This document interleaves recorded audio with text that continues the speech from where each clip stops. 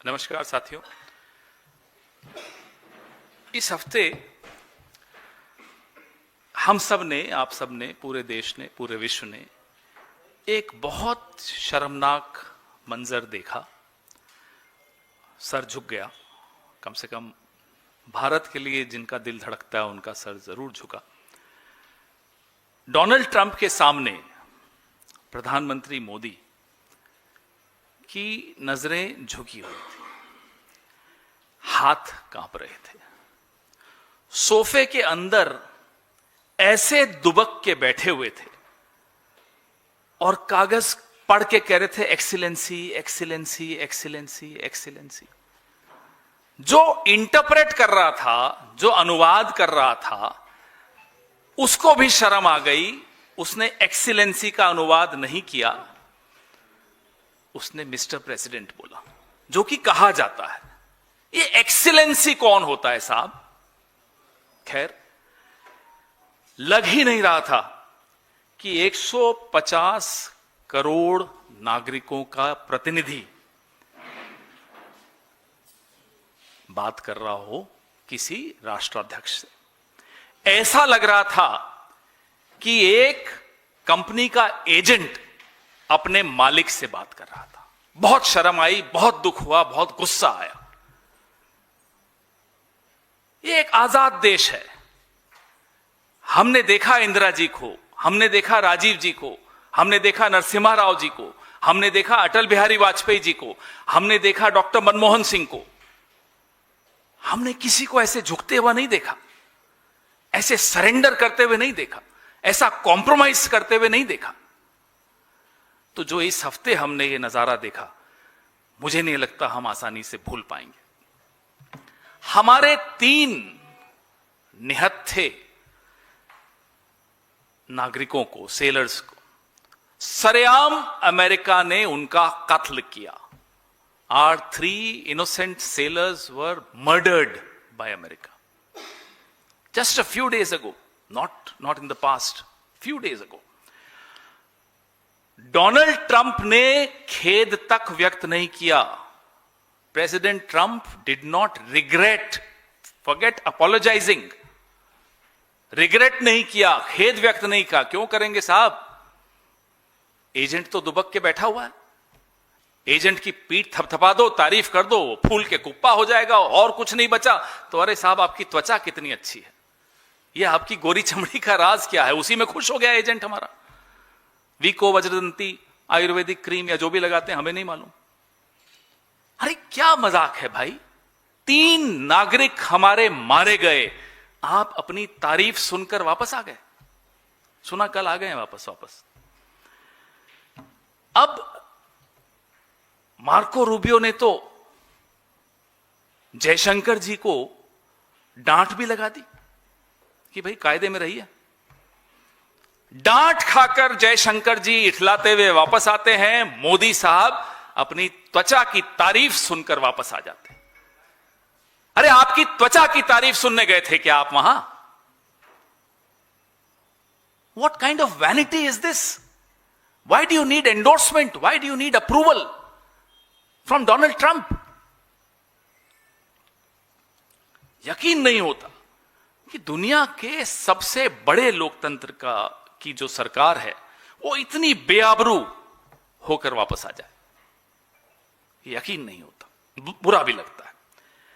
और कातिलों के साथ खी करके हंस रहे हैं आप, अनाप शनाप बोल रहे हैं, पर्चियां देख देख कर बोल रहे हैं। पर्ची पीएम हो, पर्ची पीएम तो सीएम तो हैं हमारे राजस्थान के, हरियाणा के। अब ये पर्ची पीएम भी आ गए, जिनको एक्सीलेंसी बोलने में भी पर्ची देखनी पड़ रही है। अपने नागरिकों की हत्या की निंदा करने के लिए भी पर्ची में कुछ लिख देते तो शायद वहां से खेद की कुछ आवाज आती। खेद छोड़िए, डोनाल्ड ट्रंप ने तो कहा, और प्रधानमंत्री वहां बैठे थे, कि ये सब तो होता रहता है, ये बड़ा खतरनाक पेशा है नाविकों का, सेलर्स का। ये सुनकर आ गए। और प्रधानमंत्री की मौजूदगी में डोनाल्ड ट्रंप ने कहा कि जब तक मोदी प्रधानमंत्री हैं भारत के, भारत पे कोई युद्ध होता है, आक्रमण होता है, तो अमेरिका उसका साथ निभाएगा। प्रधानमंत्री चुप। कोई और होता प्रधानमंत्री, किस पार्टी का होता छोड़ दीजिए, कोई और प्रधानमंत्री होता तो वो डोनाल्ड ट्रंप की आंखों में आंखें डाल के बोलता, साहब प्रधानमंत्री कोई भी हो, देश सर्वोपरि होता है। और नंबर 2, भारत अपनी रक्षा करने में सक्षम है। ये बोलने तक की हिम्मत नरेंद्र मोदी नहीं जुटा पाए, क्योंकि त्वचा की तारीफ हो गई थी, glowing skin, he is happy. उनकी त्वचा की तारीफ हो गई तो अपमान भी सहकर आ गए। अपमान देश का हुआ, आपका नहीं हुआ। एक धीर गंभीर मनमोहन सिंह जी थे, ज्यादा बोलते नहीं थे, लेकिन जब अमेरिका को आंख दिखानी होती थी, आंख दिखाते थे। यहीं बगल में, पास ही में यूएस एम्बेसी है। देवयानी खोब्रागाड़े जी का एपिसोड हुआ था, हमारे डिप्लोमेट को उन्होंने अपमानित किया था अमेरिका ने। 24 घंटे नहीं गुजरे, अमेरिकन एम्बेसी के बाहर पुलिस कम कर दी गई, बैरियर्स, बैरिकेडिंग हटा दी गई। एक डिप्लोमेसी में एक तरीका होता है मैसेज देने का, दे दिया गया। पूरा विश्व हैरान हो गया कि भारत ने लाल आंख अमेरिका को डॉक्टर मनमोहन सिंह जी के नेतृत्व में दिखाई। इस परंपरा के वारिस हैं हम। इंदिरा जी के बारे में तो हर बार हम आपको बताते ही हैं। मनमोहन सिंह जी ने जब अमेरिका कुछ गलत काम करता था, कहीं युद्ध छेड़ देता था, तो निंदा करने में भी देर नहीं लगाई। अरे आप चलिए, निंदा नहीं कर पा रहे हो, आप जवाब तो दे देते। आप ये तो कह देते थे कि साहब ये हमारे सेलर्स को मार दिया। और एक माफी चाहता हूं, आप में से कुछ लोग शायद यहां नहीं हो, वो वाले तो अच्छा रहेगा।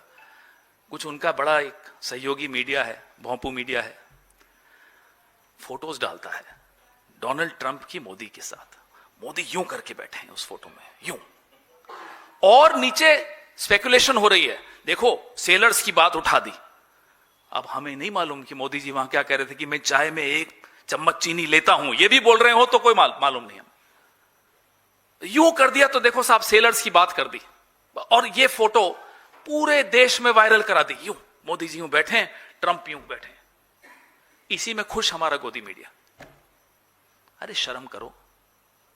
अगर वो आवाज उठाई होती, अगर यूं करके बोला होता कि 3 सेलर्स हमारे क्यों मार दिए, तो कहीं तो खेद व्यक्त होता। तो डोनाल्ड ट्रंप ये तो नहीं कहते कि ये सब तो चलता रहता है, हमेशा होता रहता है, बहुत खतरनाक पेशा है। कुछ तो शर्म करो साहब, देश का मामला है। भारत सर्वोपरि, नेशन फर्स्ट। यहां तो पीआर फर्स्ट चल रहा है, यहां नेशन फर्स्ट नहीं चल रहा है। हमारे कुछ मीडिया के साथियों के लिए भी, और सरकार के लिए भी, और नरेंद्र मोदी जी के लिए खास तौर पे PR first, not nation first. क्या हुआ है कि पूरी दुनिया को एक चीज पता चल गई, और बहुत जल्दी पता चल गई इनके कार्यकाल में, 2014 के बाद से। 14 में ही पता चल गई, 15 में तो पूरी तरह पता चल गई कि साहब एक चीज इनको सबसे ज्यादा पसंद है, तारीफ कर दो, पंप कर दो, हवा भर दो, कोई नए फर्जी मेडल इनके गले में डाल दो, और कहो साहब मोदी जी बहुत बढ़िया है, खुश। फिर आप कुछ भी करवा दो। अब पूरी दुनिया के राष्ट्राध्यक्ष क्यों कहते हैं कि साहब हमें मोदी बहुत पसंद है? जाहिर सी बात है, अगला सर नीचे करके बैठ जाए, जो आप कहो वो कर ले, जैसी डील आप कहो उसमें साइन कर ले, तो पसंद तो आएंगे ही। इसमें क्या बड़ी बात है? 200 साल लगे हमें, 200 इयर्स अंग्रेजों को बाहर भगाने में। 12 साल में ये गुलामी फिर से आ गई। 12 साल भी नहीं लगे, 12 साल में ये हालत है कि सर्टिफिकेट ले रहे हैं डोनाल्ड ट्रंप से। वो कह रहे हैं मोदी बहुत अच्छा है, मोदी साहब खुश। देश, मोदी के दोस्त देश के दुश्मन कैसे हो सकते हैं? हम ये बार बार पूछना चाहते हैं। डॉक्टर मनमोहन सिंह की बात कर रहे हैं तो फिर याद दिला दें आपको, एफएटीएफ की ग्रे लिस्ट में पाकिस्तान को लाने वाली सरकार थी यूपीए, कांग्रेस पार्टी की सरकार थी, जिसने पाकिस्तान पर एक बड़ा तमगा लगा दिया था कि ये सस्पिशियस है, एफएटीएफ की ग्रे लिस्ट में लाए थे। आज वही पाकिस्तान पूरे विश्व का सरपंच बन के बैठा है साहब। इस्लामाबाद रेजोल्यूशन हो रही है, एमओयू इस्लामाबाद के नाम से हो रहा है। शर्म आती है हमें, शर्म आती है हमें। हम अपने आप को विश्व गुरु कहते हैं, और मुनीर को वो लंच पे बुलाते हैं 2-2, 3-3 बार ऑपरेशन सिंदूर के बाद। ये हुआ है, आपके सामने हुआ है, और कहते हैं my favourite field marshal. Pakistan को एफएटीएफ की लिस्ट में लाने वाला कौन? कांग्रेस पार्टी। पाकिस्तान किसकी नजरों के सामने, नाक के नीचे विश्व का सरपंच बन रहा है? नरेंद्र मोदी। ये तुलना आपके सामने है। और फिर भी साहब त्वचा अच्छी है, इसमें कोई शक की बात नहीं, स्किन अच्छी है, ग्लोइंग स्किन, चमकती दमकती त्वचा। खुश हो जाइए, आपके प्रधानमंत्री की त्वचा अच्छी है, इससे अच्छा और क्या मिल सकता है आपको? पीड़ा होती है।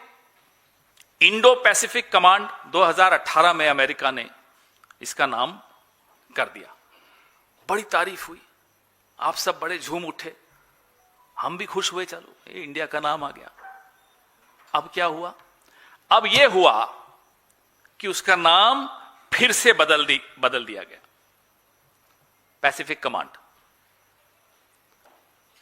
मैं आपको एक बड़ा रोचक बात आपको बताना चाहता हूं। जब ये मोदी साहब और ट्रंप साहब बैठे थे, आप लोग ये वाली फोटो में डाल रहे थे, तब 3 चीजें हुई। एक, ये जो मैंने अभी आपको बताया, Pacific command, Indo Pacific command से हटाकर फिर से यूएस पैकॉम, यूएस पैसिफिक कमांड कर दिया गया, इंडिया का नाम हटा दिया गया। नंबर 1, ये उसी दिन हुआ। नंबर 2, जो पाकिस्तान ऑक्यूपाइड कश्मीर का हिस्सा है, उस नक्शे में वो पाकिस्तान का दिखा दिया गया, हमारा नहीं दिखाया। ये भी उसी दिन हुआ। और तीसरी चीज जो उसी दिन हुई, जब वो उंगली यूं कर रहे थे, वो यूं करनी चाहिए थी। 3 चीजें हुई थी उस दिन। स्टेट डिपार्टमेंट ने, यूएस स्टेट डिपार्टमेंट ने जुलाई 2026 का एक वीजा बुलेटिन, जिसमें EB2 और EB5 जो इंडियंस के लिए अनअवेलेबल कर दिया आने वाले साल के लिए। हिंदुस्तानियों को इस कैटेगरी से बाहर कर दिया, इस कैटेगरी में वीजा नहीं मिलेगा। ये तीनों चीजें उसी दिन हुई जब प्रधानमंत्री की चमकती दमकती त्वचा की तारीफ हो रही थी। ये सब उसी दिन हुआ। और इसका एक इतिहास भी थोड़ा सा आपको बता दें। जो टैरिफ डील हुई, टैरिफ डील क्यों हुई, जल्दबाजी में क्यों हम मान गए, हमारे नरेंद्र मोदी जी क्यों मान गए? क्योंकि पार्लियामेंट में राहुल गांधी जी ने प्रेशर इन पर बहुत बना दिया, सवाल ऐसे दाग दिए कि जवाब देते नहीं बन रहा था। अब हेडलाइन कैसे बदलें? हेडलाइन बदलते वक्त यह नहीं सोचा कि अमेरिका का सुप्रीम कोर्ट तो जजमेंट देने वाला है, 20 दिन 15 दिन रुक जाते, सुप्रीम कोर्ट से तो ये ट्रेड डील टैरिफ के खिलाफ आ ही गया था सब कुछ। नहीं, हमारे वक्त 3% टैरिफ था, मोदी जी के रहते हुए 50% हुआ, फिर ये डील साइन हुई तो 18% पे आ गया। गोदी मीडिया झूम उठा, सब झूम उठे।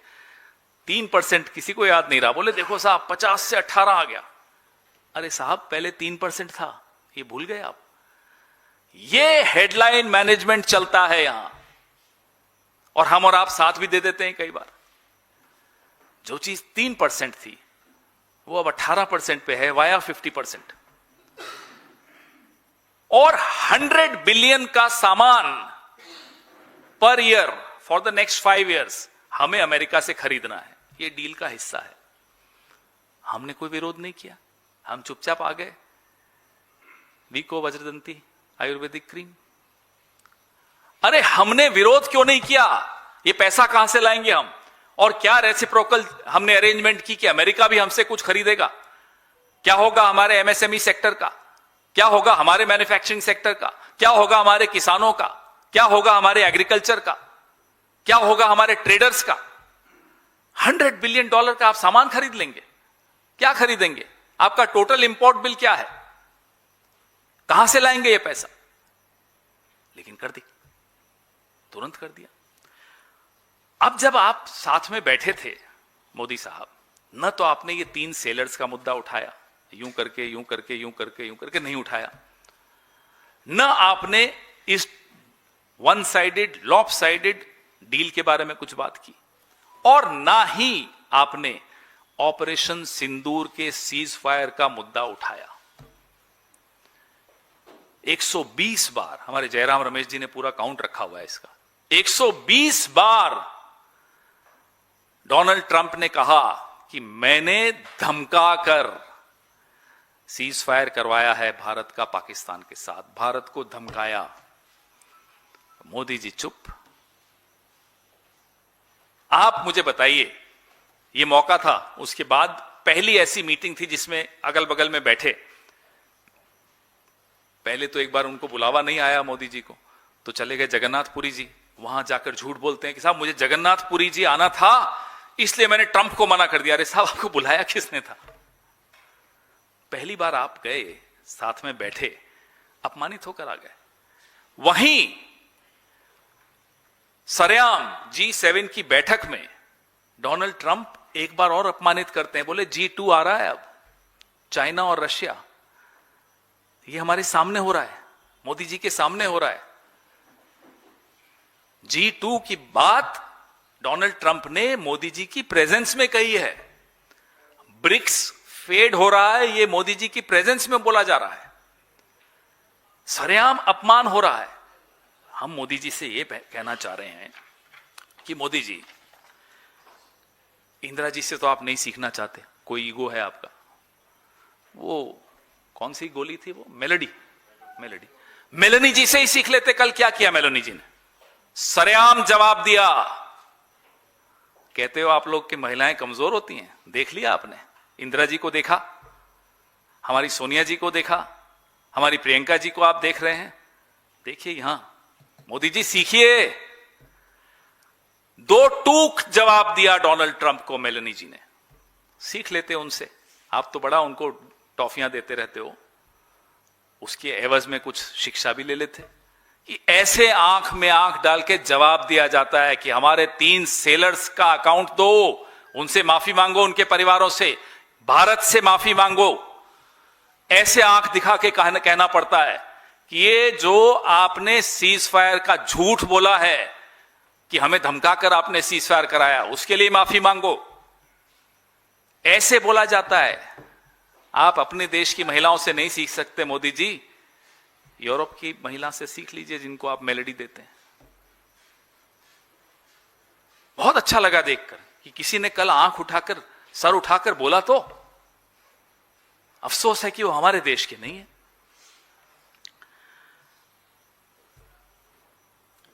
एक बचपन में हम कुछ बोलते थे, ज्यादा बोलते थे, तो हमें चुप कराने के लिए माता पिता आइसक्रीम दे देते थे, लॉलीपॉप दे देते थे।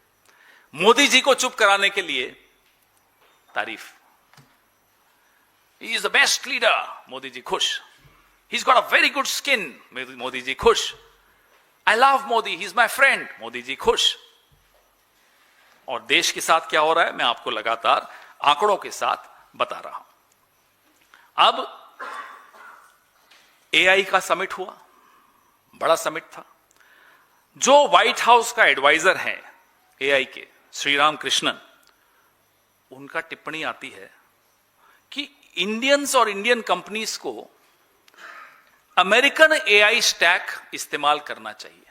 कि डेटा सेंटर आप बनाओ, एक डेटा सेंटर में बहुत पानी की खपत होती है, millions of gallons of water, तो पानी आपका खपत हो, मजदूरी आप करो, गुलामी आप करो, सेवा हमारी करो, एआई स्टैक हमारा यूज करो। हमारे यहां से चूं एक शब्द नहीं निकला विरोध का। न जयशंकर जी बोलते हैं, खैर वो तो नहीं बोल सकते, उनका सबका मालिक एक HMV सुना था ना बचपन में, हिज मास्टर्स वॉइस, तो वो तो वहीं की बात करेंगे, उनको छोड़िए। मोदी जी भी उसी HMV में शामिल, वो भी नहीं बोलते, और किसी मंत्री की हिम्मत होती नहीं बोलने की। आपसे अनऑफिशियली ये मंत्री मिलते हैं ना, हमसे आपसे कभी, तो खुलकर बोलते भी हैं धीरे धीरे कान में, सब गलत हो रहा है, वाकई गलत हो रहा है। उन मंत्रियों का दिल शायद देश के लिए धड़कता है, लेकिन हिम्मत नहीं जुटा पाते बोलने की। एआई का मैंने आपको बताया। और जो एक दूसरा वीजा है H1B वीजा, 2023 के लिए ट्रंप ने क्या सलाह दी कि जो आप वर्कर्स इंडिया से हायर कर रहे हो अपनी कंपनीज को, उसने सलाह दी कि साहब उनको मत हायर करो, पुट अमेरिका फर्स्ट। कोई आवाज नहीं आई यहां से। हमारे वर्कर्स को C-17 ट्रांसपोर्ट प्लेन्स में हथकड़ियां बांध के, पांव में बेड़ियां बांध के वापस हिंदुस्तान भेजा गया। कोई विरोध नहीं। जयशंकर जी कहते हैं ये तो वहां का नियम है, वहां तो होता है। ऐसे देश हैं जिन्होंने आवाज उठाई, ट्रंप को कहा कि आप हमारे नागरिकों को बेड़ियां नहीं पहना सकते, हम अपना प्लेन भेजेंगे, उसमें आप उनको रख के भेजिए। वो भी कमजोर देश माने जाते हैं, हम तो नहीं है कमजोर। हमने नहीं कहा। हमारे विदेश मंत्री ने जस्टिफाई किया कि ये कोई नई बात नहीं है। आप हमारे विदेश मंत्री हो या ट्रंप के स्पोक्सपर्सन हो, यही बात हम मोदी जी से पूछते हैं। आप हमारे प्रधानमंत्री हो क्या कंपनी के एजेंट हो जिसका मालिक ट्रंप है? ये कंपनी सरकार चल रही है, क्या चल रहा है ये?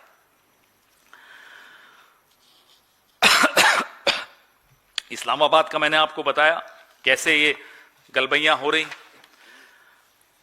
आपको मैंने मनमोहन सिंह जी का एग्जाम्पल दिया। एक एग्जाम्पल मैं आपको 1986 का दूंगा, जब वॉइस ऑफ अमेरिका का ट्रांसमीटर श्रीलंका में लगाने की बात हुई, इंडियन कोस्ट के बगल में। राजीव जी ने उसका विरोध किया और वो निर्णय वापस लेना पड़ा वॉइस ऑफ अमेरिका को, क्योंकि बहुत करीब हमारे आकर वो अपना ट्रांसमीटर लगा रहे थे। 1971 का मैंने आपको बताया। हैरानी की बात यह है कि INS देना, IRIS देना, जो हमारा मेहमान था, ईरान का युद्धपोत निहत्था था, उसके नौसैनिकों को अमेरिका ने इंडियन ओशन में हमारे आंगन में घुसकर मार डाला। जब अभी मोदी जी ट्रंप के साथ बैठे तो उसका भी विरोध नहीं किया। ये किस तरह की हमारी सरकार है, ये किस तरह के हमारे प्रधानमंत्री हैं कि एक के बाद एक इतने बड़े झटके हमें लगते हैं और हम वहां जाके इंस्टाग्राम में मेलोडी रील को लेकर खिलखिला रहे होते हैं। ये हमारे प्रधानमंत्री हैं। देखा था हमने, बड़ा अजीब अटपटा लगा, आप ही के किसी चैनल ने चलाया था।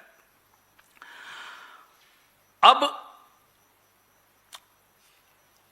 जब इन्होंने ये कहा, डोनाल्ड ट्रंप ने, कि मैं आपके देश की रक्षा करने आऊंगा जब कोई आक्रमण होगा, बशर्ते आप प्रधानमंत्री हो, हमारे मन में ये नहीं आया कि प्रधानमंत्री कौन होगा। हमने कहा कि हम आउटपोस्ट हैं क्या, अमेरिका की कॉलोनी है कि हमें आपकी मदद की जरूरत पड़ेगी? हमने कितने युद्ध खुद जीते हैं, अमेरिका की मदद नहीं मिली थी। अमेरिका तो उल्टी तरफ खड़ा था, पाकिस्तान की तरफ खड़ा था 71 में, तब हमने जाकर जीता। मोदी जी, ये वक्त था, ये मौका आया था, इतिहास ने आपको ये मौका दिया था कि ट्रंप की आंखों में आंखें डालकर बात करते, ये सब सवाल उठाते। आपने सवाल नहीं उठाए। आप लाल आंख तो छोड़िए, आपकी दमकती त्वचा की तारीफ सुनकर आप शर्म से एकदम लाल हो गए। आपने कुछ नहीं बोला। बहुत शर्म आई हमें देखकर, पूरे देश को बहुत शर्म आई आपके सवाल।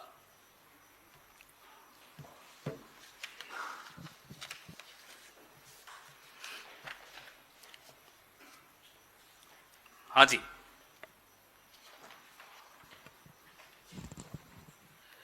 सर मैं तेजपाल सिंह। सर सवाल ये, आ रही आवाज आ रही। अमेरिका जो लगातार मार रहा है वो भारत के गरीब और मजदूर के बच्चे हैं, जैसे सेलर्स जो मारे या पहले मजदूर जो भेजे हैं बहुत बड़ी संख्या में बेड़ियां लाट करके। तो क्या भारत के लोगों को अभी अपना भाग्य मान लेना चाहिए कि अमेरिका जिसको चाहेगा उसको मार देगा? बात ये जो आप कह रहे हैं सही है कि हमारे यहाँ के गरीब नागरिक मारे जा रहे हैं। हमारे यहाँ के पढ़े लिखे नौजवान, उनको भी वीजा रेस्ट्रिक्शंस हैं। वीजा रेस्ट्रिक्शंस ऐसी, जो H-1B एप्लीकेशन फीस थी $5,000 हुआ करती थी, उसको $1 लाख कर दिया। जो मार है वो चारों तरफ से हो रही है, ऐसा नहीं कि सिर्फ एक ही तरफ से हो रही है। $1 लाख जो आपको अमेरिका में नौकरी देगा उसको भरना होता है। तो 5,000 तक तो वो भर देता था आपके H-1B वीजा के लिए, अब 1 लाख वो नहीं देना चाहता। तो नुकसान किसको हुआ? भारत के पढ़े लिखे नौजवान को हुआ। तो अमेरिका अपने दरवाजे, यहां तक कि अपनी खिड़कियां आपके लिए बंद कर रहा है और आप अपनी दीवारें गिरा रहे हो। आ जाओ साहब, आ जाओ, 500 बिलियन, हाँ हाँ हम खरीद लेंगे, क्या चाहिए आपको बताओ, बस हमारी तारीफ करते रहना। ये हालत है हमारी।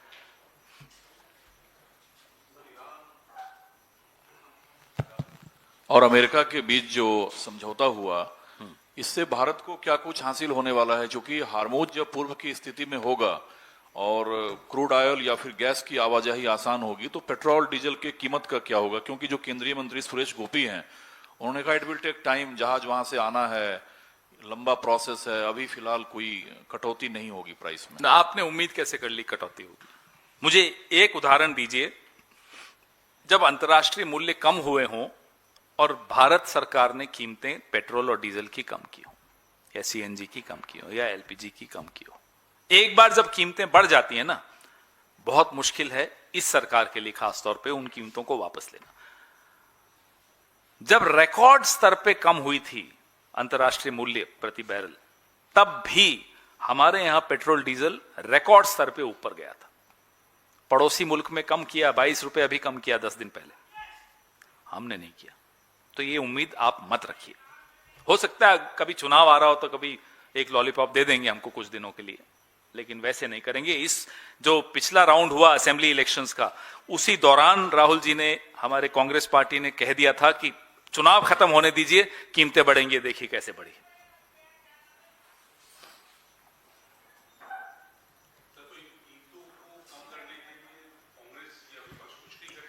सरकार में आएंगे, वोट कीजिए और हमारे मुद्दे उठाइए। आपके हाथ में है कीमतें कैसे कम होनी है, वो शॉर्टकट बता रहा हूं मैं आपको। कीमतें कम इसी तरीके से होंगी, ये मुद्दे जो हम उठा रहे हैं महत्वपूर्ण मुद्दे हैं, देश के मुद्दे हैं, आप इनको एम्पलीफाई कीजिए, इनको हमें सपोर्ट कीजिए, देखिए हम सरकार में आके कैसे कीमतें कम करते हैं।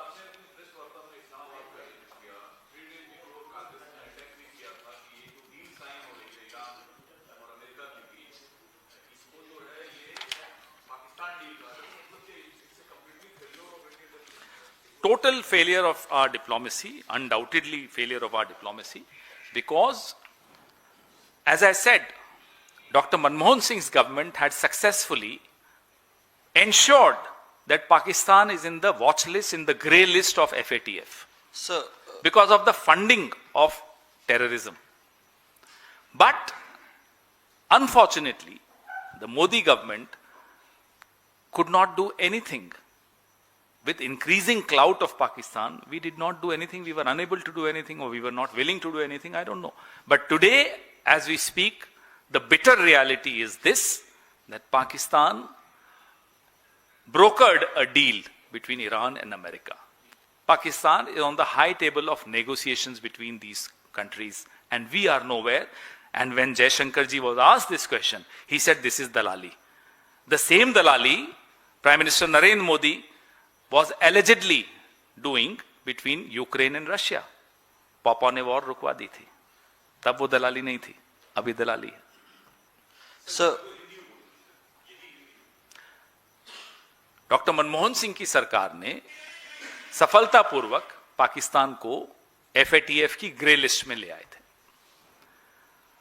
आज नरेंद्र मोदी जी की सरकार का ये आलम है, विदेश नीति का ये आलम है कि पाकिस्तान कूटनीति की एक ऊंचे स्थान पर जाकर बैठ गया है और हमने बैठने दिया।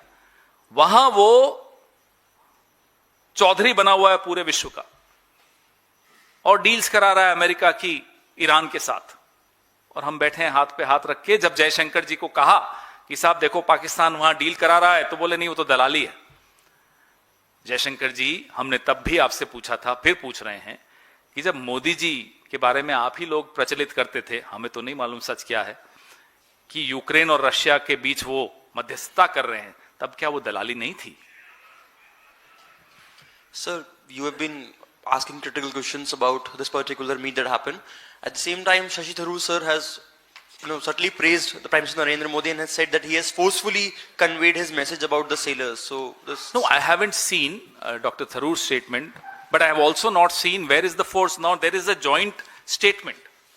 Now in that joint statement, not the joint statement, sorry, MEA ka readout. There is a readout of Ministry of External Affairs on the G7 Modi-Trump meet. Is there a mention of India raising concerns over the deaths of 3 Indian sailors? No, I haven't seen it. Have you seen it? I'm sure Dr. Tharoor has also not seen it. Now, is there a mention of cross-border terrorism by Pakistan? I haven't heard it. I haven't seen it. I'm sure Dr. Tharoor has not seen it. Is there a mention refuting all the claims made by Donald Trump 120 times of a mediation between India and Pakistan by America? We haven't seen any such mention. I'm sure Dr. Tharoor has not seen it. Is there a mention of Iris Dena? I haven't seen it. So where is the force? What is the forceful claim made by, assertion made by Narendra Modi with Donald Trump? No, we are asking questions to Mr. Modi. I mean, that's more important. Pawan sir, मेरे 2 सवाल हैं। एक, आपने प्रधानमंत्री नरेंद्र मोदी के विदेश दौरे को लेकर जो बातें कही, तो क्या आपको लगता है कि उनके इस विदेश दौरे की कुछ उपलब्धियां रही, या आपको लगता है कि नहीं फॉरेन? अरे साहब, आप कमाल कर रहे हो, आपने पूछ कैसे ली ये बात? इतनी तारीफ हो गई उनकी त्वचा की, और आप कहते हैं उपलब्धि नहीं। फॉरेन पॉलिसी की सर बात। अरे फॉरेन पॉलिसी की बहुत बड़ी विक्ट्री है साहब। प्रधानमंत्री मोदी की चमड़ी की तारीफ हो गई और आप कह रहे हैं कमाल है, छोटी बात है। ये मशरूम जो खाए जाते हैं या जो डायमंड फेशियल किए जाते हैं, कुछ तो लाभ हुआ उसका। ये फॉरेन पॉलिसी की बहुत बड़ी विक्ट्री मान लेनी चाहिए हमें, कि हमारे प्रधानमंत्री की अंतरराष्ट्रीय स्तर पर उनकी चमड़ी की तारीफ हो गई। कि आपकी दमकती हुई त्वचा का राज क्या है मोदी जी? एक सवाल और पवन सर मेरा, कि कल नीट का दोबारा पेपर हो रहा है। उससे पहले, अभी थोड़ी देर पहले राहुल गांधी ने भी ट्वीट किया है कि नागपुर के एक बच्चे का वो जो सेंटर है वो अबू धाबी दिखा रहा था जब उसने अपना एडमिट कार्ड लोड किया है।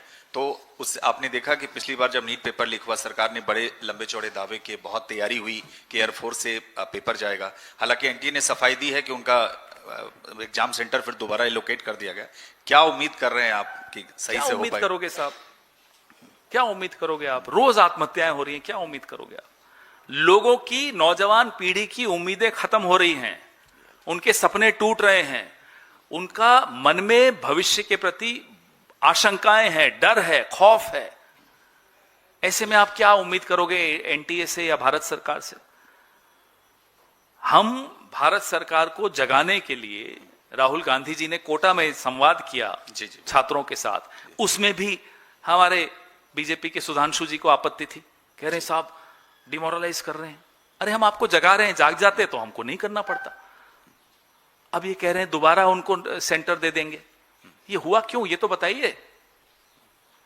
कोई उम्मीद मत रखिए इन लोगों से आप। मैं आज आपको कह रहा हूं, अगर आज भी 12 साल बाद भी आप उम्मीद रखते हैं, हम रोज लेखा जोखा देते हैं इनका फॉरेन पॉलिसी का, इनकी इकोनॉमिक पॉलिसी का, उनकी डोमेस्टिक पॉलिसी का, छात्रों के प्रति उनकी जो संवेदनहीनता है उसका, फिर आप क्या उम्मीद रखे बैठे हैं इनसे?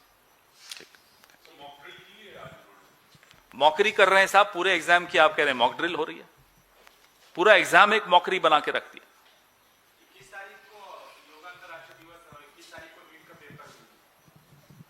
प्रधानमंत्री के लिए क्या महत्वपूर्ण है आप जानते हैं।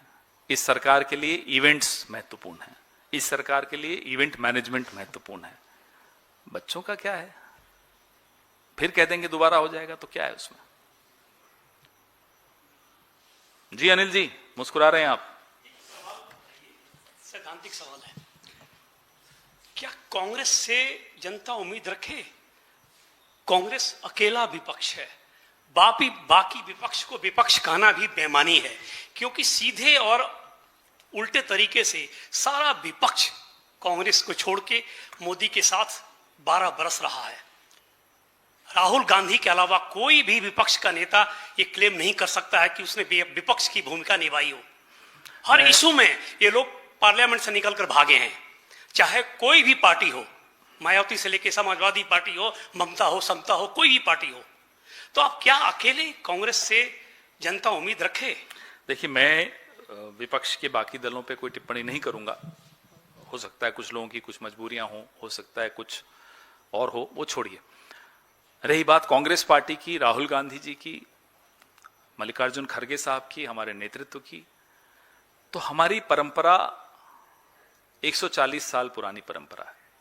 हमारी परंपरा में जितना हम संकट में देश को पाते हैं, अपने आप को पाते हैं, उतना निखरते हैं। तो पूरी उम्मीद अगर इस देश में किसी को रखनी चाहिए तो कांग्रेस पार्टी से, राहुल गांधी जी से, मल्लिकार्जुन खड़गे साहब से ही रखनी चाहिए, क्योंकि इतिहास साक्षी है।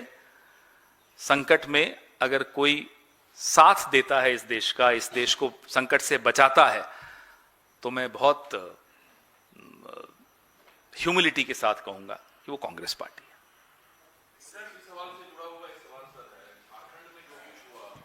दीपांकर भट्टाचार्य साहब चिट्ठी लिखे हैं खड़गे साहब को कि कांग्रेस पार्टी उनकी विश्वसनीयता पे शक न करें, उनके विधायकों पे शक न करें। रिजल्ट सबके सामने है, इन तूतू मैमे में फिर गठबंधन है कहां? वो अलग चीज है, वो अलग सवाल है, लेकिन ग्राउंड पे उनके एमएलए ने क्या किया वो ग्राउंड पे सबको मालूम है। हो सकता है उनके नेता को नहीं मालूम होगा कि वहां क्या हो रहा है, वहां क्या हो रहा है वो सबको मालूम है, आपको भी मालूम है, प्रत्येक राजनीतिक ऑब्जर्वर को मालूम है, पत्रकार को मालूम है, सबको मालूम है। सर, आरएसएस से रजिस्ट्रेशन की बात करना, कागज मांगना, आपको नहीं लगता कि आरएसएस से ऐसी बात करना आग से खेलने जैसा है? आग से खेलना? आरएसएस से सवाल पूछना आग से खेलना है? मतलब एक दलित, वो बोले कि एक दलित को इख्तियार नहीं है कि वो ऐसे नहीं, सवाल तो करे। हमने सवाल उठाया कि रमेश, उनके जो एमपी हैं जिगा जनागी, उन्होंने प्रियांक खरगे जी पर सवाल उठाया और कहा कि दलितों को आरएसएस की चिंता क्यों? दलितों को आरएसएस की चिंता नहीं है, उनको देश की चिंता है, जैसे हमको है, सबको है, देश की चिंता है।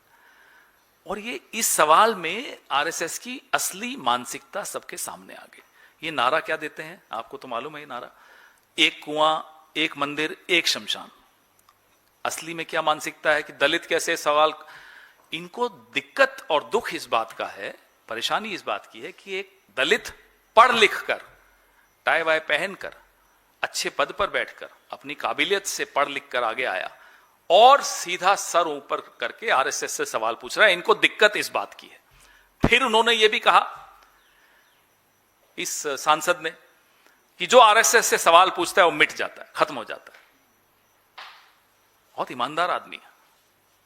हम तो 1948 में बापू की हत्या के बारे में सवाल पूछते ही आरएसएस से।